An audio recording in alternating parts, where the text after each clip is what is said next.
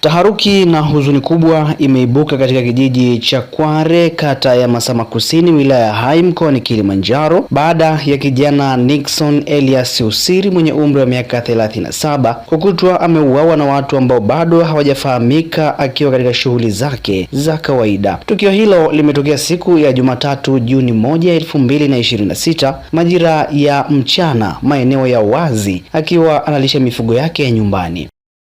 2026 kuzaliwa. Nixon alizaliwa tarehe 7 mwezi wa 9 mwaka 1989 katika hospitali ya Kibomoto, akiwa mzaliwa wa kwanza kati ya watoto wanne kwa baba Elias aliyekuwa Usiri na mama Grace Werasoni. Ubatizo na kipaimara. Nixon alibatizwa tarehe 7 mwezi wa kwanza mwaka 1990 katika kanisa la Usharika wa Kware. Alipata mafundisho na kipaimara na kubarikiwa tarehe 30 mwezi wa 11 mwaka 2003. Elimu. Nixon alipata elimu ya msingi katika shule ya Kware kuanzia mwaka 1997 hadi 2004. Baadaye alisoma chuo cha ufundi Dodoma, fani useremala. Kazi. Nixon Elias Usiri alifanya kazi za kilimo, ufugaji na biashara ndogo ndogo ikiwemo bajaji. Katika kanisa alikuwa mteteri mtawa Usharika wa Kware hadi mauti yalipomkuta. Nixon Elias Usiri alifanya kazi za kilimo, ufugaji na biashara ndogo ndogo ikiwemo bajaji. Katika kanisa alikuwa mteteri mtaa wa Kware, Usharika wa Kware hadi mauti yalipomkuta.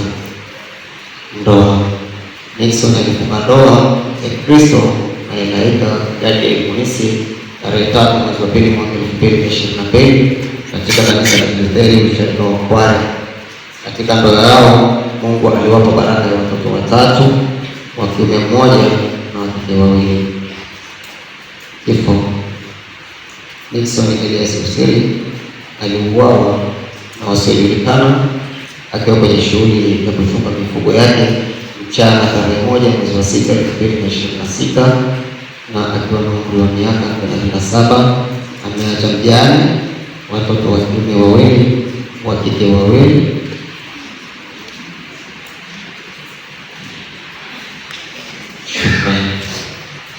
Tunamshukuru Mungu kwa kutupa kijana Nixon aliyomjalia kuishi hapa duniani. Familia inatoa shukrani kwa uongozi wa kanisa kwa huduma za kutunza kiroho, maombolezo na kuongoza ibada ya mazishi leo. Tunatoa shukrani, tunamshukuru kijana aliyetoa ushirikiano kuona mwili wa Nixon na kutoa taarifa. Tunashukuru majirani, ndugu, jamaa na marafiki ambao wamekuwa msaada na faraja kwa familia. Tunamshukuru jeshi la polisi ushirikiano wao katika tukio hili la kutisha.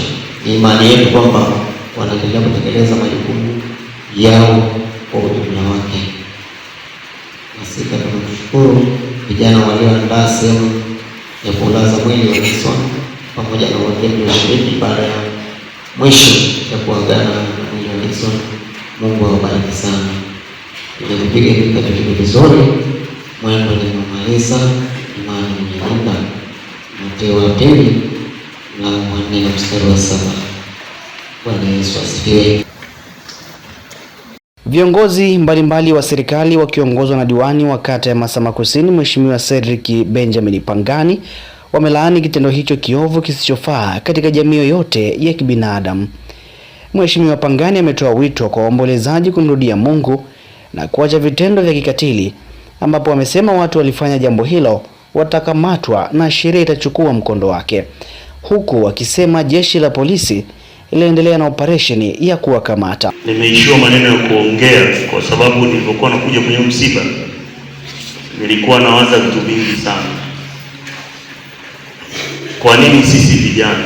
Nilikuwa nawaza sana. Tangia nimepata taarifa za msiba najiuliza kwa nini sisi vijana, lakini sasa kwa vile lipo kisheria na nina imani kubwa ya jeshi letu kwamba ipo kwenye upelelezi, kwa nadhani watafanya kazi yao kwa ufanisi mkubwa.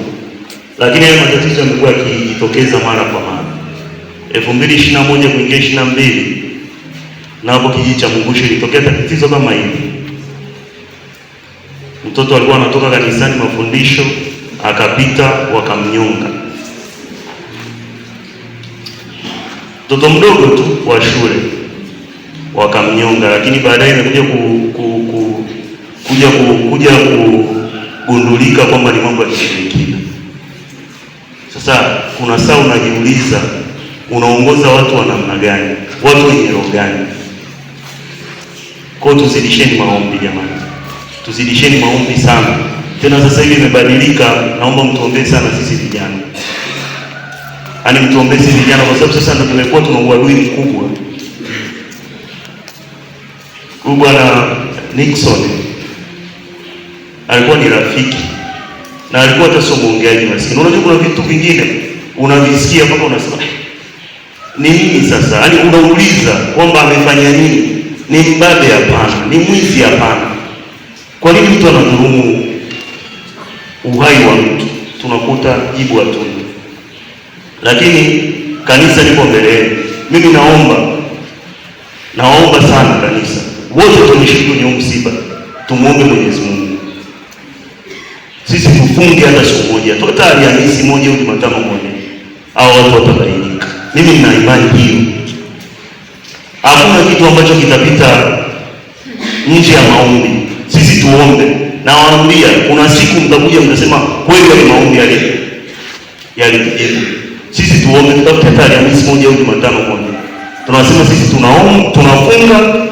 Huu ni mfungo maalum kwa sababu wa watu waliofanya kitendo kama hicho. Kwa sababu yule amedhulumiwa uhai wake, si ndio? Ule ni uhai wake umedhulumiwa. Lakini na uhakika jeshi la polisi litafanya kazi yake na tutapata jibu muda si mrefu. Baada ya kusema hayo, kwa sababu nimeambiwa kuna dakika 4, kwanza niko mbele kwa kutoa salamu Mheshimiwa mbunge ndugu yetu Sashisha Niko Mafue. Alikuwa anatamani kushiriki na sisi, lakini ratiba imemuia ngumu.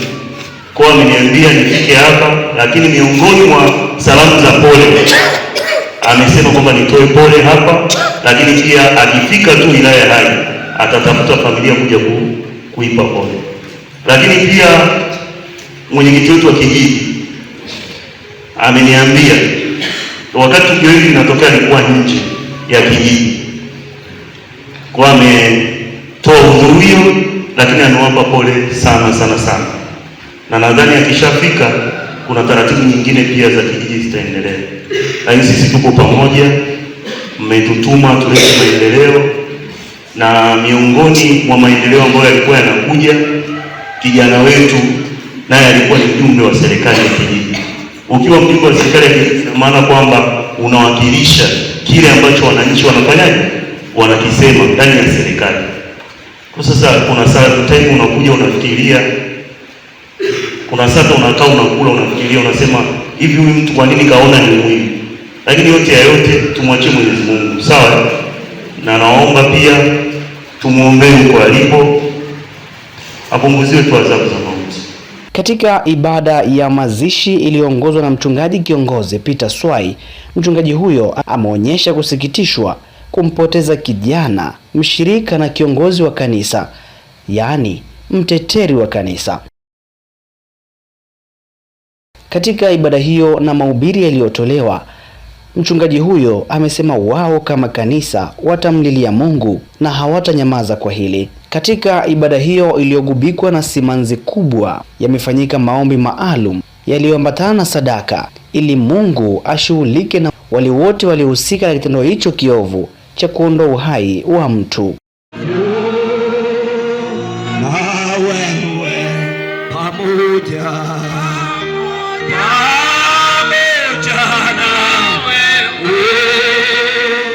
katika safari ya